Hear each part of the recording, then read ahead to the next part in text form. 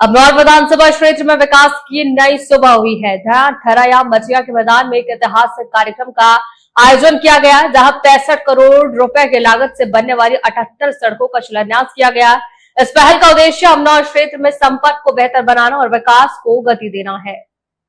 इस अवसर पर मुख्य अतिथि के रूप में बिहार सरकार के ग्रामीण कार्य विभाग के माननीय मंत्री अशोक चौधरी उपस्थित रहे।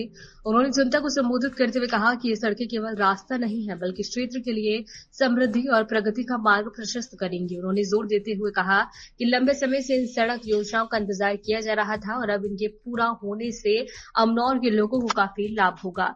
कार्यक्रम में बड़ी संख्या में स्थानीय लोग मौजूद रहे। वहीं पटना के एम्स में विधायक चेतन आनंद और उनकी पत्नी के साथ घटना पर मंत्री अशोक चौधरी ने कहा कि चेतन आनंद के साथ गलत हुआ है, उनकी पत्नी के साथ भी गलत हुआ है।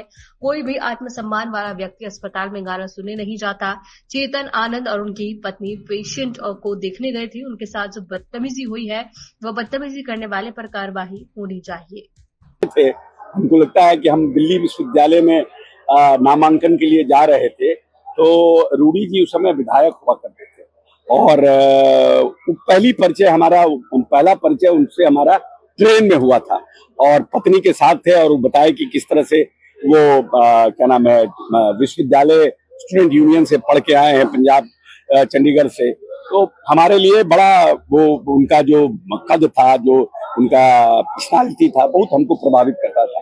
दो आदमी, एक रजनीश आनंद, अब वो मर गए, हमारे गुड्डा से पहले विधायक हुआ करते थे, वो हमारे कॉलेज के सीनियर थे, स्कूल के सीनियर थे, और एक राजीव प्रताप रूडी। इन दोनों का व्यक्तित्व हमारे मतलब राजनीतिक काम करने में बहुत कुछ उनसे हम फॉलो करते हैं, करने का काम करते हैं। हाँ, मिस कर रहे थे। बिल्कुल, आज उनके लोकसभा में रहते तो बहुत अच्छा लगता, लेकिन एक कार्यक्रम जरूर उनके साथ उनके लोकसभा में जरूर बनाएंगे, जिसमें हम उनसे आग्रह करेंगे कम से कम वो भी उस कार्यक्रम में रहेंगे तो अच्छा लगेगा, हमको प्रसन्नता होगी। SIR के मुद्दे पे विपक्ष जो आरोप लगा रहा है, देखिए ये सब भ्रम पैदा करने की कोशिश की जा रही है, इसलिए कि इनके पास कोई मुद्दा नहीं है और बार बार ये जो इलेक्शन कमीशन को टारगेट करने की कोशिश कर रहा है, ये सरासर गलत है। अब आज लिस्ट जारी हुआ परसों, अब हड़बड़ में तेजस्वी जी ने कह दिया कि मेरा ही नाम काट दिया, तुरंत इलेक्शन कमीशन का रिवर्ट आ गया। तो एक भ्रम, किस तरह से भ्रम पैदा, किस तरह का झूठ बोलते हैं। राहुल जी भी नहीं, वही तो कह रहे हैं कि किस तरह से ये लोग डेस्परेट हो गए हैं, क्योंकि इन लोगों को लगता है कि इस तरह का बात करके, जैसे पिछले चुनाव में संविधान खतरे में है करके भारतीय जनता पार्टी और एनडीए की सीटों को इन्होंने घटा दिया, तो हर बार ये चाहते हैं कि हम भ्रम पैदा करें और ये संविधान ये वोट को लेकर के भ्रम पैदा कर रहे हैं। जो लोग भी, अब 1 महीने का आपके पास समय है, हर एक राजनीतिक दल का लोग ये देख सकता है कि मेरा वोटर लिस्ट में नाम है कि कट गया, और अगर कट गया तो जुड़ाएगा। तो ये तो कोई पहली बार नहीं हो रहा है, अटल बिहारी वाजपेयी जी के समय में भी हुआ था, कोई पहली बार नहीं हो रहा है कि। लेकिन इलेक्शन कमीशन क्या कर रहा है, कोई भी जायज वोटर छूटे नहीं और कोई नाजायज जुटे नहीं, क्योंकि बहुत जिलों में ऐसा है कि जितना आबादी है उससे 1.5 गुना ज्यादा आपके पास आधार कार्ड है, तो ये कैसे संभव हो पाए।